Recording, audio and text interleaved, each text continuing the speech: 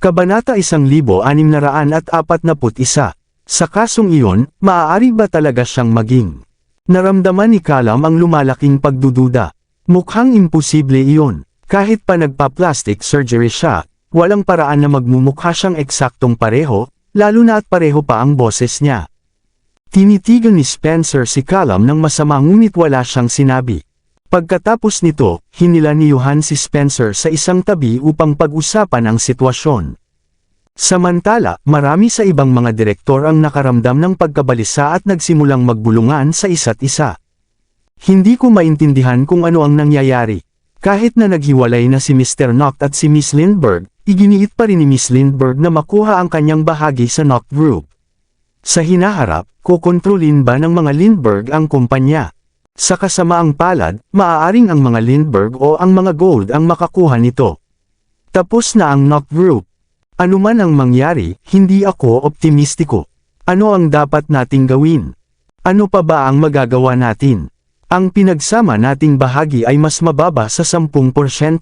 Kaya wala tayong karapatang magsalita. Ang tanging magagawa natin ay tanggapin ang kapalaran. Sa pananaw ko, mukhang nasa panig ni Miss Lindbergh sina Mr. Spencer at Mr. Stirk. Kaya sa tingin ko dapat natin silang pagkatiwalaan. Tama ka, mukhang hindi pa sila nabibili. Kung si Mr. Noct mismo ay nakompromiso na, paano natin masisiguro na hindi rin sila? Kung ganoon, kalimutan na natin, isa-isang hakbang na lang. Habang nag-uusap ang lahat, maraming tao sa conference room ang nag-aalala at nag-iisip ng kung ano-ano. Sa sandaling iyon, nagmamadaling bumalik si Lupin sa silid habang hawak ang kanyang telepono. May balita ba? Nag-aalalang tanong ni Charlotte. Muntik na sana nila siyang mailigtas pero muli siyang inilipat, bumantong hininga si Lupin. Nasugatan din si Gordon sa operasyon. Paano nangyari iyon? Puno ng desperasyon ang tanong ni Charlotte. Dahil si Robbie ang alas ni Jessie, siguradong hindi niya hahayaang makatakas ito ng basta-basta. Sa katunayan, dinagdagan pa ni Jessie ang seguridad sa paligid niya. Ngayong nawalan tayo ng bakas kung saan nila dinala si Robbie, kailangan nating magsimulang mag-imbestiga muli mula sa simula. Mabigat ang ekspresyon ni Lupin. Sabihin mo sa kanila na unahin muna nilang alagaan ang mga sugatan, mahinahong sagot ni Charlotte. Nasabi ko na iyon sa kanila, tumanggo si Lupin. Naging pabaya si Gordon dahil sa pagod. Sa nakaraang 10 araw, halos hindi siya natulog habang hinahabol ang mga ito. Pero sinabi ni Bruce na hindi naman seryoso ang kanyang mga sugat. Kaya magiging maayos din siya. Sige, sagot ni Charlotte. Kahit na parang lumulubog ang kanyang puso, pinilit niyang maging matatag. Sabihin mo sa kanila na ang kaligtasan nila ang unahin habang hinahanap si Robbie. Oo, gagawin ko. Habang nakatanaw sa mahinang ulan sa labas ng bintana, lalong bumigat ang mga alalahanin ni Charlotte. Kahit na nakamit niya ang isang malinaw na tagumpay sa boardroom, nakatali pa rin ang kanyang mga kamay dahil hawak ni Jessie si Robbie bilang bihag. Kaya kahit makuha niya ang mga shares ngayon, maaaring mapilitan din siyang ibalik ang mga ito bukas. Hindi ako maaaring umupo na lamang at walang gawin. Sa sandaling iyon, biglang tumahimik ang conference nang may sumigaw. Bumalik na si Mr. Noct. Paglingon ni Charlotte, nakita niya sina Chris, Jean, at ang kanilang mga tauhan na naglalakad pabalik sa silid. Kitang-kita na mas mayabang sila kaysa kanina. Kaya, nakapagdesisyon na ba kayo? Tanong ni Johan. Oo, matatag na sagot ni Chris. Bibigyan ko siya ng 20% bahagi sa Noct Group. Okay, bahagyang ngumiti si Johan. Mukhang may kaunting talino ka pa pala. Kahit hindi na nagpaliwanag si Johan, alam ng lahat na mahalaga ang Divine Corporation sa operasyon ng Noct Group, kahit hindi ganoon kataas ang market capitalization nito. Sa panahon ng impormasyon, nangunguna sa industriya ang mga IT products ng Divine Corporation. Hanggat hawak pa nila ang kumpanya, maaari nila itong ayusin muli at ibenta sa halagang 10 beses ng kasalukuyang presyo nito. Dahil napagdesisyonan na, tapusin na natin agad ang transaksyon, pahayag ni Spencer. Sige, agad na kumilos ang legal team at ang accounting department. Nakaupo si Chris nang nakatawid ang mga binti habang umiinom ng kanyang kape. Ang takot na naramdaman niya kanina ay napalitan na ng kumpiyansang parang nanalo. Sa kanyang ekspresyon, napagtanto ni Charlotte na siguradong nakaisip na naman si Jessie ng isa pang masamang plano na may kinalaman kay Robbie. Kahit gaano kabilis kumilos ang legal at accounting teams, kakailanganin pa rin nila ng ilang araw upang maihiwalay ang mga shares para kay Charlotte. Bukod pa rito, ang tinatawag na Zachary na ito ay wala ng legal na autoridad na gumawa ng anumang desisyon sa panahon ng transisyon, kabilang na ang paghirang kay Jessie sa Board of Directors. Kahit na nagtagumpay si Charlotte sa laban, pakiramdam ng mga shareholder ng Knock Group ay napalitan lamang ang isang mandaragit ng isa pa. Sa katunayan, mas malaking pagkawala pa nga ang pakiramdam nila. Pagkatapos ng lahat, hindi pa rin nila alam kung kaibigan o kaaway si Charlotte. Kuntento ka na ba ngayon? Pagkatapos pirmahan ang kasunduan sa paghihiwalay ng stocks, tiningnan ni Chris ng masama sina Spencer at Johan bago nagmamadaling lumabas. Aalis na rin ako. Magkikita na lang tayo muli sa loob ng 3 araw. Matapos magpaalam ng maayos sa board, nagpalitan ng tingin sina Charlotte, Spencer, at Johan bago siyang nagmamadaling umalis. Sumunod agad sa kanya sina Lupin at Emma. Bago pa magsara ang pinto ng elevator, mabilis na tumakbo si Charlotte at hinabol ito. Ano ang gusto mo? Nandito ka ba para magyabang? Galit na tanong ni Chris. Huwag mong ipagpalagay na panalo ka na agad. Maaga o huli, mapipilitin ka ring ibalik ang mga stocks na iyon. Maayos na naglakad papasok si Charlotte sa elevator bago nagsalita ng may kahulugan. Kahit ibalik ko man iyon, hinding-hindi yun mapupunta sa iyo. Ano ang ibig mong sabihin? Mabilis na tanong ni Chris. Hindi ka ba nagpunta sa doktor? Bahagyang hinaplos ni Charlotte ang kanyang mukha bago pinisil ang kanyang baba. Hindi mo ba napansin ang berdeng linya sa iyong noo? Ano? Agad na hinawakan ni Chris ang kanyang noo dahil sa kaba. Mas mabuti pang ipasuri mo iyon sa ospital, malamig na sabi ni Charlotte. Ang huling bagay na gugustuhin mo ay ang patuloy na pagtulong sa taong nagtaksil sa iyo. Tigilan mo ang pagsubok na pag-awayin kami, sabi ni Chris habang pilit na kalmado. Sayang naman, umiling si Charlotte na may ngiti. Hintayin mo na lang. Sa lalong madaling panahon, pipilitin kanyang pakasalan ang kanyang anak na babae. Sa sandaling iyon, bumukas ang pinto ng elevator at agad na lumabas si Charlotte. Habang pinagmamasdan siyang mawala sa paningin, kumunat ang noo ni Chris. Pagpasok niya sa kanyang sasakyan, sinuri niya ang kanyang mukha sa salamin. May berdeng linya ba sa noo ko? Nagkatinginan ang dalawa niyang tauhan at hindi agad nakasagot. Sabihin ninyo ang totoo, nandoon ba o wala? Sigaw ni Chris. Lumapit ang isa sa kanila at biglang lumaki ang mga mata. Parang meron nga, sumilip din ang isa pang tauhan. Oo, parang meron. Buksan ang ilaw. Bilis. Natarante si Chris habang masusing tinitingnan ang kanyang sarili sa salamin sa harap na upuan. At doon nga, nakita niya ang isang mahinang berdeng linya sa gitna ng kanyang noo. Nabigla siya sa nakita at naalala ang resulta ng blood test at ang katotohanang nilagyan siya ni Jessie ng gamot upang patulugin at ipatulog kasama ang kanyang anak na babae. Pagkatapos noon, pinilit siya ni Jessie na italaga siya sa board ng Knock Group kinabukasan. Ang susunod na hakbang, ring. Sa sandaling iyon, nagulat siya nang tumunog ang kanyang telepono. Nang tingnan niya ito, kumunat ang kanyang mga mata nang makita na si Jessie ang tumatawag. Hello. Malaki ang nawala sa atin sa 20% ng Knock Group. Galit at mapanambat ang tono ni Jessie. Hindi ba sinabi ko sa iyo na alamin kung ano pa ang nakatago sa manggas ni Charlotte? Saan nanggaling ang kasunduang iyon? Paano mo hindi nalaman? Jessie, paano mo ako pinagsasabihan na parang bata? Kung napakatalino mo, bakit hindi ikaw ang nag-imbestiga? Hindi na nakatiis si Chris. Tigilan mo ang kalokohan. Galit na galit si Jessie. Pumunta ka rito ngayon. May kasal tayong pag-uusapan. Anong kasal ang pinagsasabi mo? Agad na tanong ni Chris. Ang kasal ninyo ng anak kong babae, malamig na sagot ni Jessie. Dahil kinuha mo ang kanyang pagkabirhen, balak mo bang takasan ang responsibilidad mo ngayon? Biglang nagkaroon ng malinaw na pagkaunawa si Chris. Jessie, napakaganda ng plano mo. Ikaw ang naglagay ng droga sa akin at pinatulog ako kasama ang anak mong babae, para mapilitan akong pakasalan siya. At pagkatapos kong gawin siyang tagapagmana ko, balak mo akong patayin upang siya ang magmana ng Knock Group, tama ba? Ano bang problema mo? Sigaw ni Jessie. Ano ang sinabi sa iyo ni Charlotte? Ipaalala ko lang sa iyo na sinusubukan lang niyang pag-awayin tayo. Huwag kang maging ganoon katanga. Bago pa matapos si Jessie, pinatay na ni Chris ang tawag at nagutos. Magmaneho ka, pupunta tayo sa Fair Lake. Ha? Pupunta tayo sa Fair Lake ngayon. Pero 300 kilometro iyon. Nagulat ang kanyang mga tauhan sa biglaang desisyon na bumiyahe roon. Gawin mo na lang, sigaw ni Chris. Opo, sir, sagot ng tauhan. Sa sandaling iyon, puno ng pagkabalisa si Chris dahil ang pinakamahalaga sa kanya ay malaman kung nalason ba siya.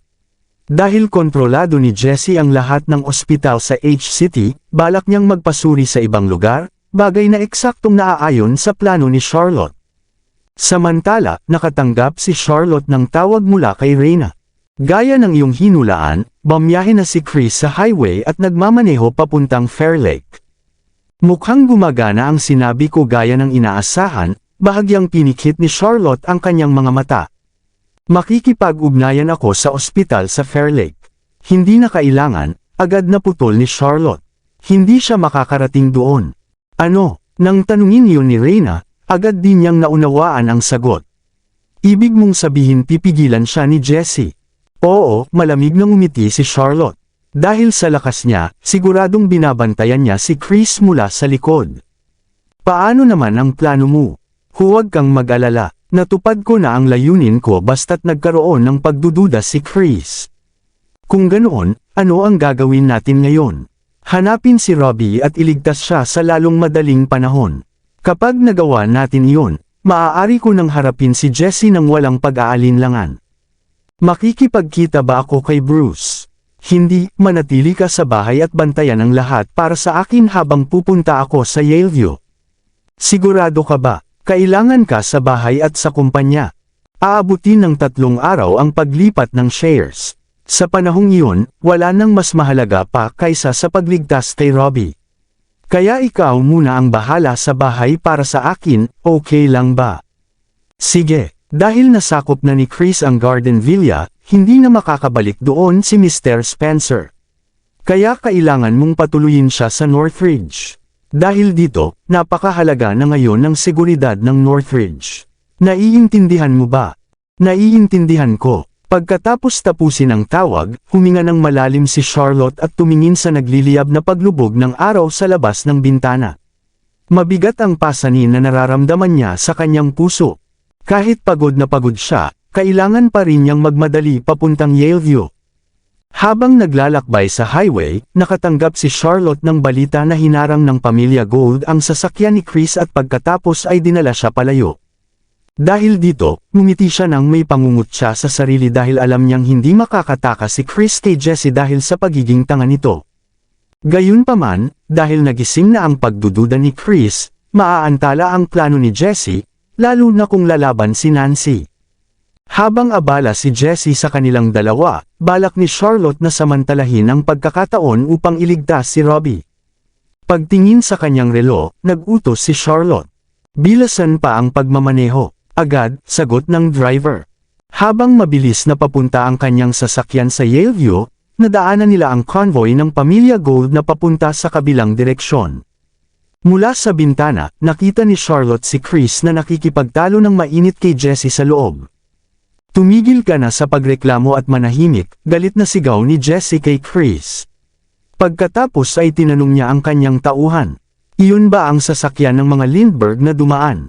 Mukhang iyon nga, Mr. Gold, sagot ng tauhan.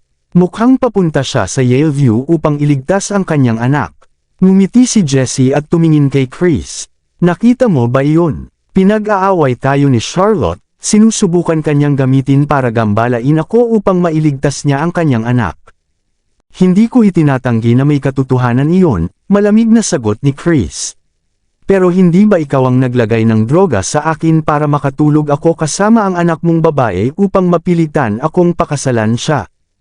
Iyon ang paraan ko upang patatagin ang ating pakikipagtulungan, paliwanag ni Jessie.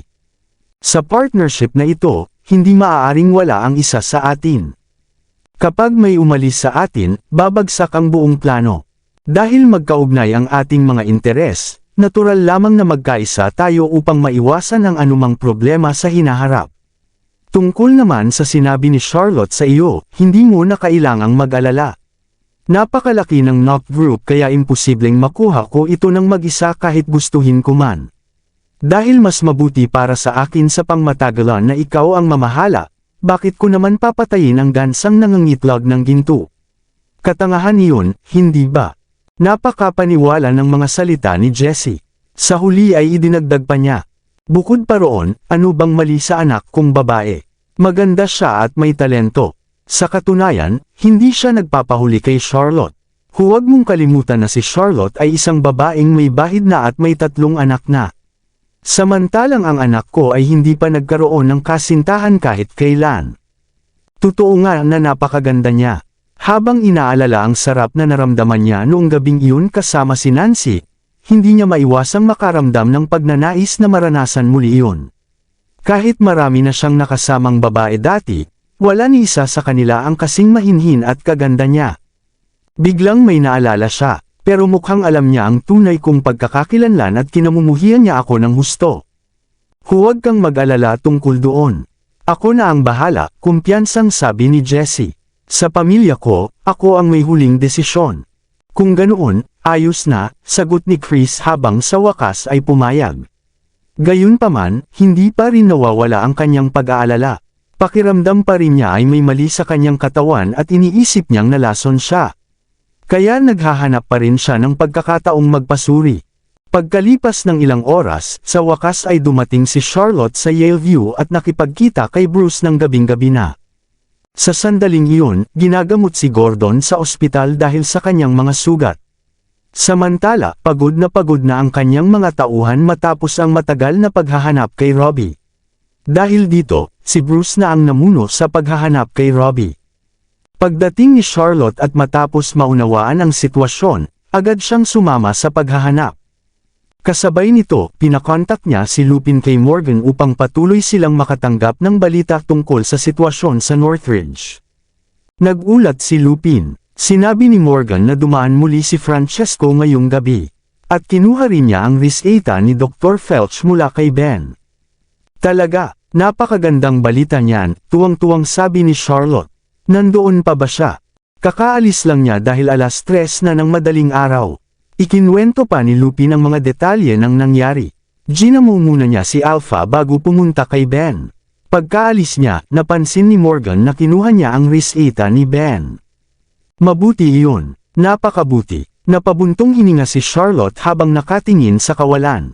Ngayong nakuha na niya iyon, magkakaroon na ng pag-asa si Zachary. Ano ba itong kalokohan na ito? Ito ba ang reseta na iniwan ni Dr. Felch? Samantala, sa loob ng kagubatan, kumunat ang noo ni Francesca habang pinag-aaralan ang reseta sa ilalim ng mahinang liwanag ng lampara. Ano ang problema? Nag-aalalang tanong ni Zachary, mali ba ang nakuha mo? Mukhang ito naman ang tama, pero ipinakita ni Francesca sa kanya ang reseta. Natatakpan ito ng dugo kaya halos wala akong mabasa. Ano? Bumigat ang puso ni Zachary nang makita iyon. Malamang nadumihan ito ng dugo ni Ben nang barilin siya. Oo, nasa loob pa ito ng subway kaya hindi ito binuksan ni Charlotte upang tingnan. Habang itinatapon ni Francesca ang reseta, walang pakialam niyang sinabi. Mukhang gusto ng kapalaran na mamatay ka. Mabuti pang tanggapin mo na lang iyon. Natigilan si Zachary. Teka lang, Dr. Felch, hindi mo na ba gusto ang napakamahal mong bayad sa pagpapagamot? Maraming salamat sa lahat ng sumusubaybay. Please subscribe and follow my YouTube and Facebook channel, Filipino Novel. Maraming salamat po. Kabanata 1645. Siyempre gusto ko iyon. Parang may biglang naisip si Francesca at idinagdag niya. Siya nga pala, paano ako mababayaran kung mamatay ka? Mukhang hindi ligtas si Charlotte sa kalagayan niya ngayon. Sa tingin ko hindi niya kayang bayaran ako at alagaan ang sarili niya ng sabay. Kahit pumunta pa ako sa kanya, paano kung mahuli ako ni Danrick? Kaya kailangan mo akong gamutin para mabayaran, agad na sagot ni Zachary. Ang reseta ay nakasulat sa greaseproof paper. Ang kailangan mo lang gawin para lumitaw ang nakasulat ay panasan ito ng kaunting iodine. At tama, kinuha ni Francesca ang reseta upang mas mabuting tingnan. May dagdag na 10 milyon para sa serbisyong iyon. Nanlaki ang mga mata ni Zachary sa gulat. Magnakaw ka na lang kaya sa bangko. Huwag kang magpatawa. Umirap si Francesca. Doble ang trabaho pero kalahati ang bayad. Natigilan si Zachary. Para akong ginawang gatasang baka ng pera. Maraming trabaho ito, alam mo ba, reklamo ni Francesca. Ang espesyalisasyon ko ay mga halamang gamot. Ang gamot na kailangan mo ay pinipilit akong bumaba ng bundok at pumunta sa mga ospital. At may panganib pang makasalubong si Danrick at ang mga tauhan niya. Maaari nila akong hulihin at dalhin palayo. Napapikit si Zachary sa pagkatalo. Sige na nga, 10 milyon. Basta gawin mo lang. Ngumiti si Francesca ng matagumpay habang kinagat ang kanyang hinlalaki at idiniin ang madugong bakas nito sa kanyang checkbook. Malungkot na tiningnan ni Zachary ang sugat sa kanyang hinlalaki. Sa ganitong paraan, mapupunta sa iyo ang buong kayamanan ng pamilya Knock bago matapos ang linggong ito. Malawak ang ngiti ni Francesca. Pinaghirapan ko naman iyon kung tutuusin. Pagkatapos niyang mag-empake ng kanyang mga gamit at bumaba ng bundok, muling naiwan mag-isa si Zachary sa kahoy na kubo. Tumingin siya sa sarili niyang naninigas na katawan ng may kawalan ng pag-asa. Matapos ang mahabang pakiusap, napapayag niya si Francesca na tulungan siya sa computer ng sandali noong hapon bago ito nagreklamo na pagod na siya at tumangging tumulong pa. Dahil hindi siya makagalaw, natatakot siyang wala siyang masyadong magagawa kung ganoon kabagal ang kanyang progreso. Kung mas mataas sana ang uri ng telepono, magagawa ni Zachary ang mga kinakailangang gawain gamit ang voice command. Ngunit ang binili ni Francesca para sa kanya ay ang pinakamurang modelo na mahanap niya. Nabigla siya nang ipakita iyon sa kanya. Nang tanungin niya kung bakit hindi siya bumili ng mas magandang modelo, sinabi ni Francesca na hindi na kailangan ng teleponong may maraming feature dahil mayroon na silang computer. Malungkot na tinitigan ni Zachary ang lumang telepono na nasa kaunting distansya lamang mula sa kanya. Magagamit ko lang yun kapag bumalik na ang galaw ng mga daliri ko. Samantala, minaneho ni Francesca ang kanyang sirang van pababa ng bundok at pinili ang unang pribadong klinika na nakita niya. Matapos makuha ang mga medical supplies, naghahanda na siyang umalis nang makita niya ang isang pamilyar na anyo. Mayroon bang sapat na kagamitan ng klinikang ito? Huwag kang mag-alala, Mr. Knock. Ang klinikang ito ay pagmamay-ari ng isang mabuting kaibigan ko. Bukod pa roon, hindi pa pansinin ni Mr. Gold ang isang maliit na establishmento tulad nito. Kukuha lang tayo ng sample ng dugo at pagkatapos ay aalis na tayo. Tama ka, ibinaba ni Chris ang kanyang mask at maingat na tumingin sa paligid. Nang masigurong walang sumusunod sa kanya, mabilis siyang pumasok. Hindi niya napansin ang isang payat na babae na nakamasid sa kanya mula sa liko ng pasilyo. Mukha siyang katulad ng lalaking pinulot ko, bulong ni Francesca sa sarili. Naalala niya na minsang sinabi ni Zachary na may malaking posibilidad na may taong nagpapanggap na siya upang makipagsabwatan sa isang taong tinatawag na Mr. Gold upang nakawin ang kayamanan ng kanyang pamilya. Siya na siguro ang kamukha na iyon. Sa pag-alala sa sugat ni Alpha na nakuha mula sa pagdukot na ginawa ng mga taong nasa harap niya, kumislap sa lamig ng galit ang mga mata ni Francesca. Sa ilalim ng proteksyon ng kanyang mga tauhan, umakyat si Chris sa ikalawang palapag ng klinika.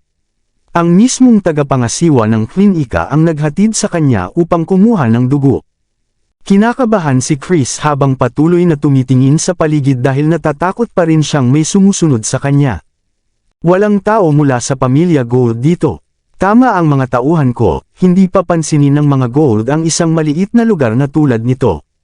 Sa hindi maipaliwanag na dahilan, hindi pa rin nawawala ang takot sa kanyang puso kahit lohikal ang paliwanag na iyon. Maupo po kayo, Mr. Knock. Dinala ng tagapangasiwa ng klinika si Chris sa isang pribadong silid. Tatawag ako agad ng doktor upang magsagawa ng pagsusuri sa inyo. Pakihintay lamang sandali. Umungol si Chris bilang tugon bago kumuha ng isang basong tubig. Hindi ibinaba ng kanyang mga tauhan ang kanilang pagbabantay. Maingat nilang sinuri ang ibang mga tao sa klinika. Matapos matiyak na walang kaina-hinalang tao sa paligid, pinalibutan nila si Chris upang hindi siya makita ng iba. Habang maglalakad sana si Francesca mula sa labas, lumitaw ang kanyang ahas at sumitsit ng malakas. Lintik, bulong niya habang namumutla ang kanyang mukha. Nandito siya. Mabilis siyang tumakbo palabas ng gusali. Samantala, bumalik ang tagapangasiwa kasama ang ilang medical staff at nagtungo sa silid ni Chris. Nagbigay ng sinyas si Francesca sa ahas na palihim na gumapang papasok sa kwelyo ng isa sa mga nurse. Mr. Nock, magsisimula tayo sa pagkuha ng sample ng inyong dugo, magalang na sabi ng tagapangasiwa. Kung maaari ay iangat ninyo ang inyong manggas. Umungol si Chris habang sinusunod iyon. Habang inaabot ng nurse ang mga sterilized na kagamitan, bigla siyang nakaramdam ng malamig sa likod ng kanyang leeg. Nang kapain niya iyon at walang naramdaman, hindi na niya ito pinansin. Habang kinukuha ang dugo, biglang nakaramdam si Chris ng matalim na sakit sa kanyang bukong-bukong. Sa gulat, itinaas niya ang lelayan ng kanyang pantalon ngunit wala siyang nakita. Nawala rin agad ang maliit na tusok na sakit. Ano po ang nangyari, sir? Nag-aalalang tanong ng tagapangasiwa. Marumi ang klinikang ito, kunot noong sabi ni Chris. Kinagat ako ng insekto.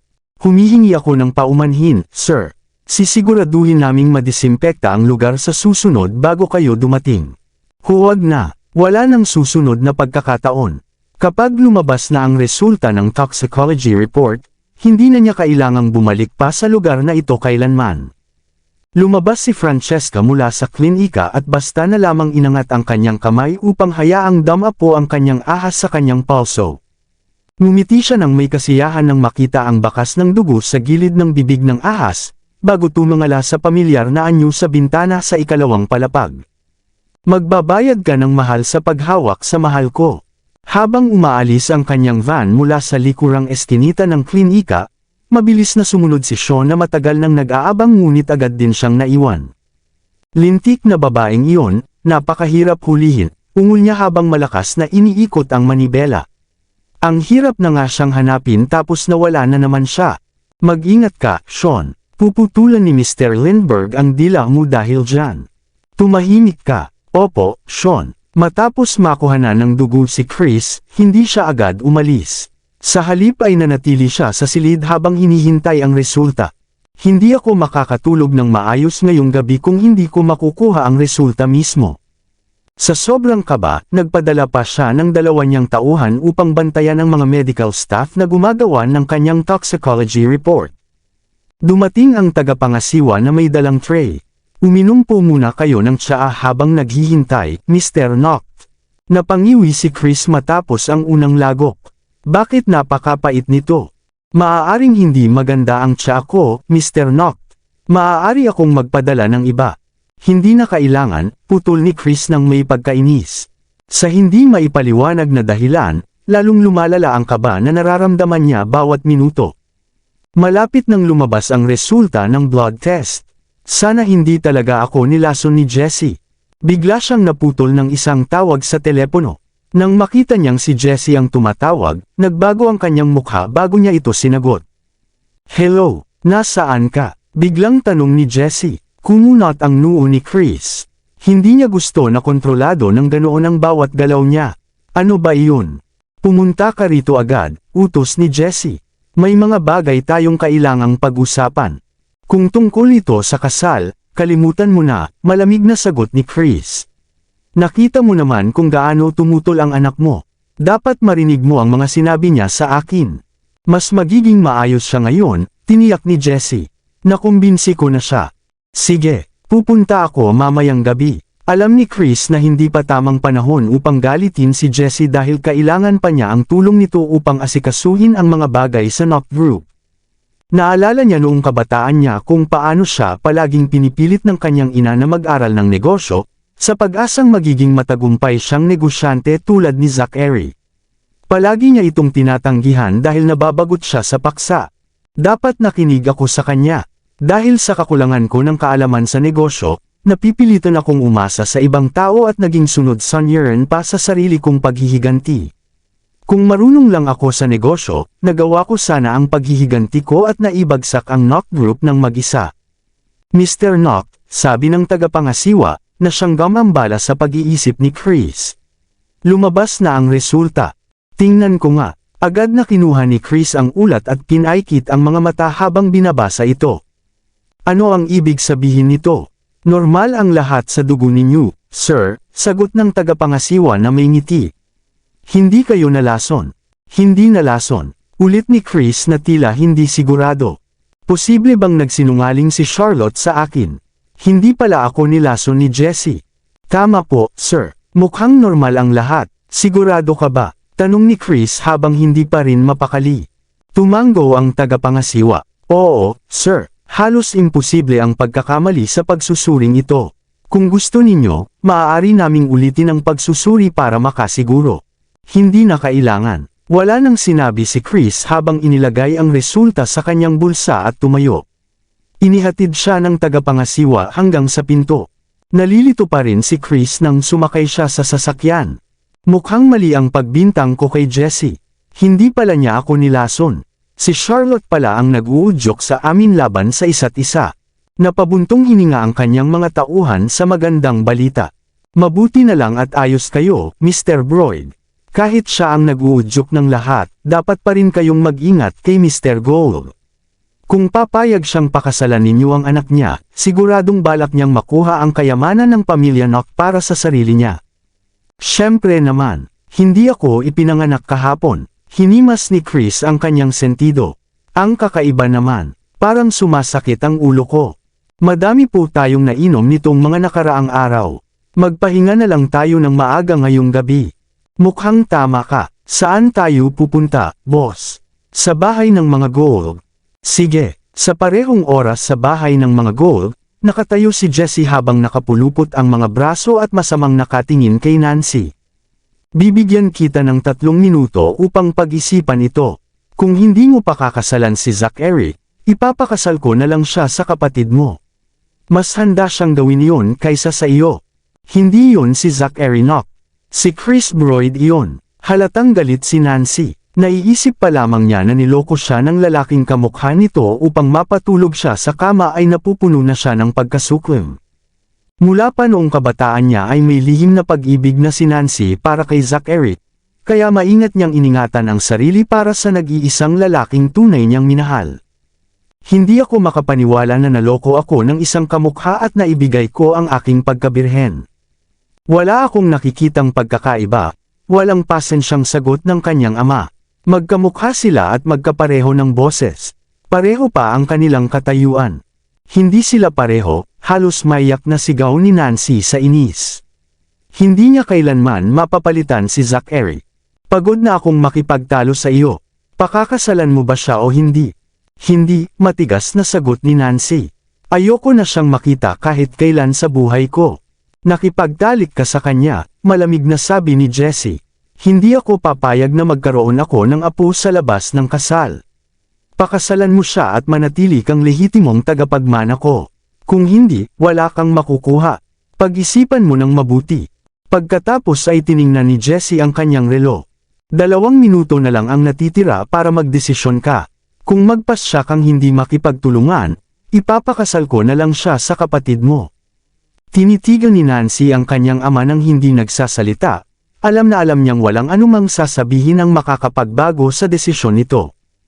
Alam din niya na kayang-kaya ng kanyang ama na gawin ang banta nito kung tatanggi siyang pakasalan si Chris. Hindi ko yun kakayanin. Kapag ang kapatid ko ang naging paboritong anak, palalayasin ako sa bahay ng mga Gold. Kapag nangyari iyon, dahil umaasa ako sa kayamanan ni Daddy, wala na talaga akong matitira.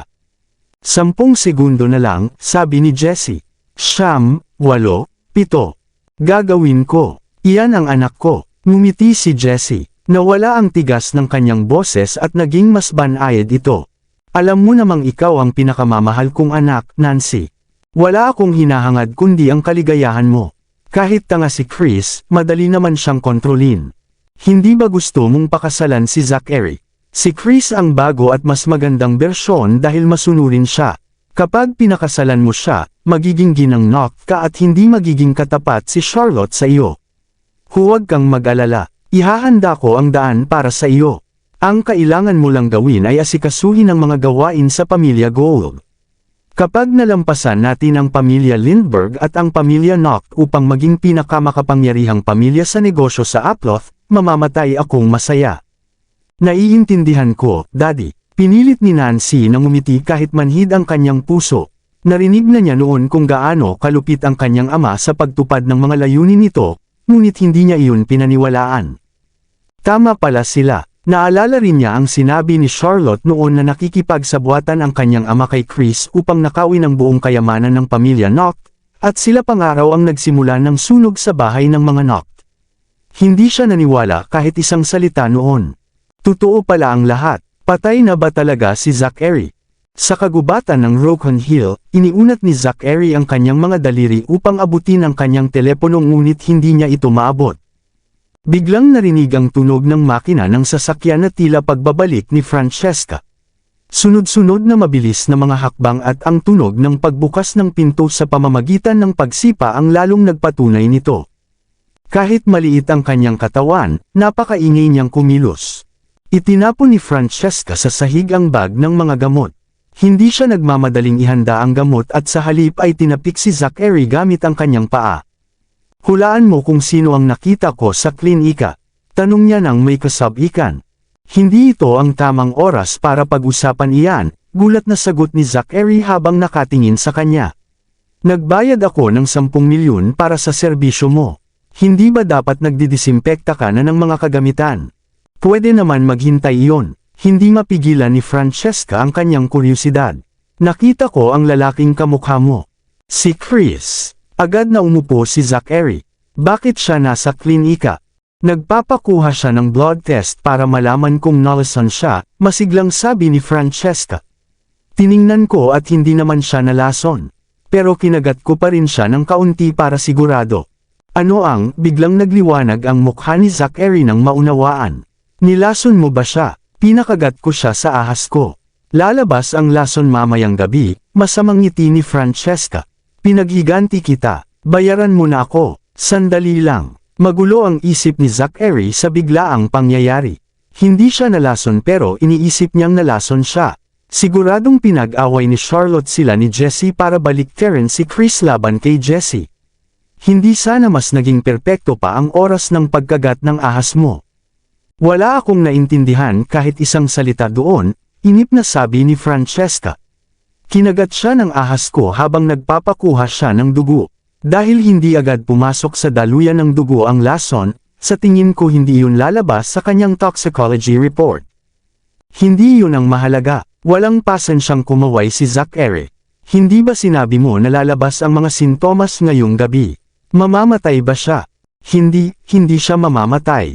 Bilang mga miyembro ng propesyon sa medisina, may panuntunan kami na magligtas ng buhay, hindi ang wakasan ito.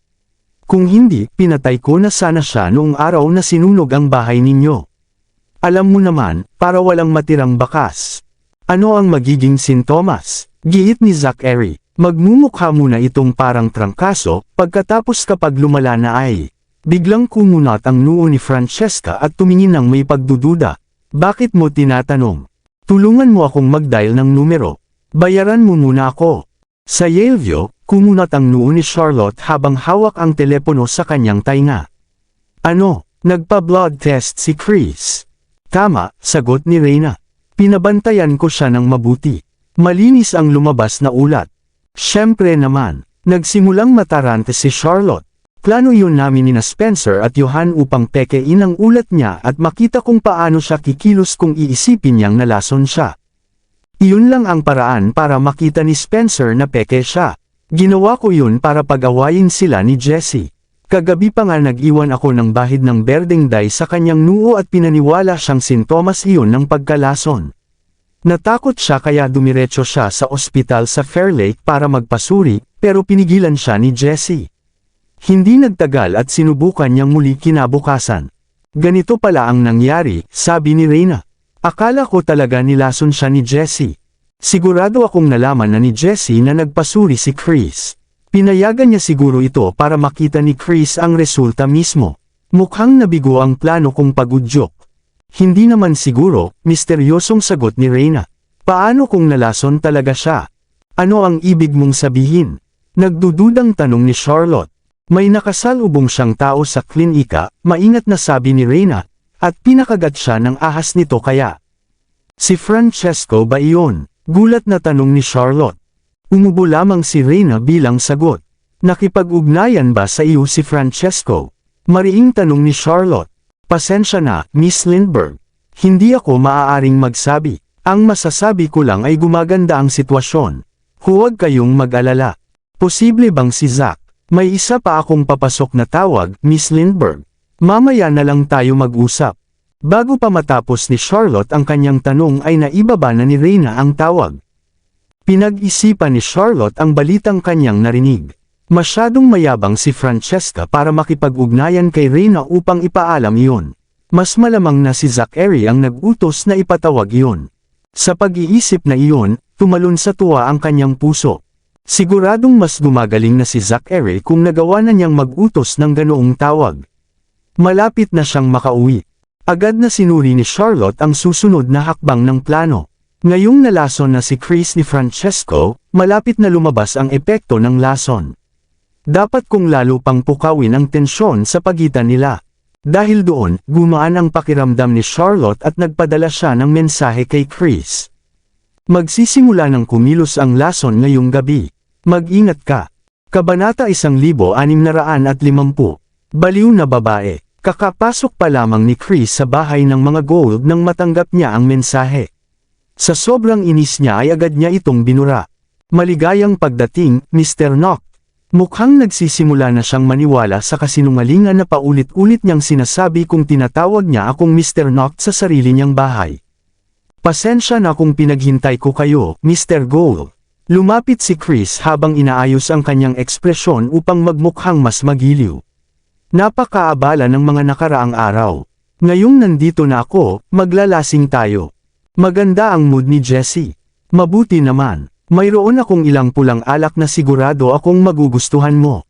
Lumingon siya sa isang katulong. Tawagin mo si Miss Nancy pababa. Opo, sir. Agad na umalis ang katulong. Siya ba? Hindi natapos ni Chris ang kanyang tanong. Malakas ang naging reaksyon ni Nancy kaninang umaga nang malaman niyang peke siya. Huwag kang mag-alala. Kinausap ko na siya. Commandant si Jessie na halatang nasisiyahan sa sarili.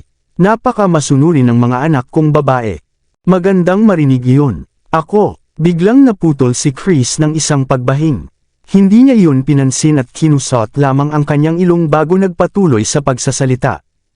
Hindi nagtagal ay napansin niyang parang may sintomas na siya ng trangkaso. Masakit ang kanyang mga kasukasuan at parang nilalagnat siya. Baka sipunin ka, sabi ni Jessie nang may pag-aalala.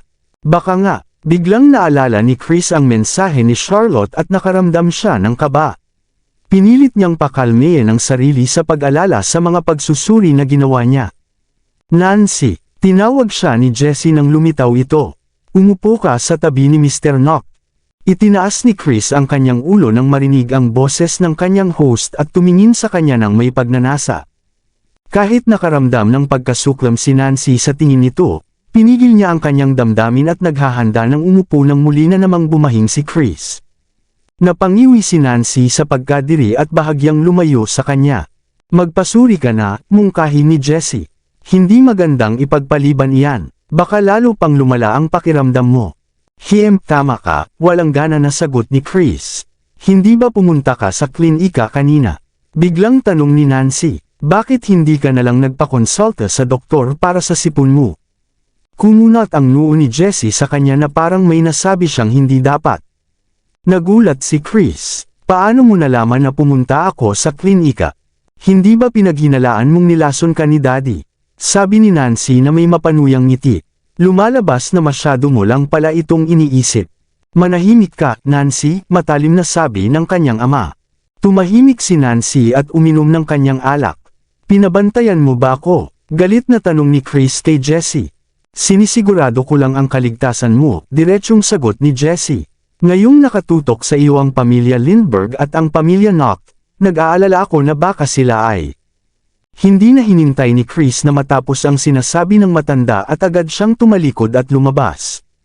Hindi siya pinigilan ni Jessie. Sa halip ay masama niyang tiningnan ang kanyang anak. Ano ang ginagawa mo? Wala naman akong ginawa. Uminom pa si Nancy ng alak. Naiinis lang ako sa pagdududa niya sa iyo kaya hindi ko napigil ang tirahin siya ng kaunti. Hindi mo ba alam na lalo lang siyang maghihinala dahil doon?